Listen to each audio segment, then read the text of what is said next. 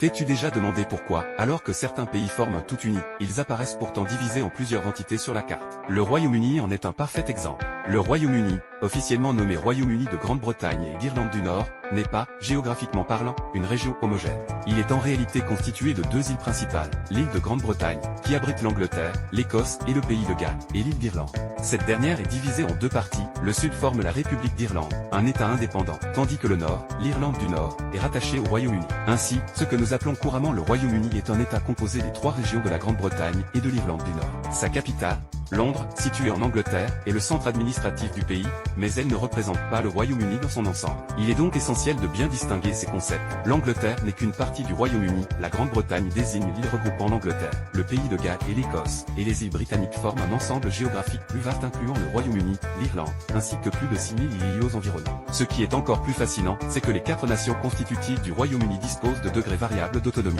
Elles participent souvent à des compétitions internationales comme le football ou le rugby sous leur propre identité. Pourtant, lors d'événements comme les Jeux Olympiques, elles s'unissent pour concourir sous la bannière britannique.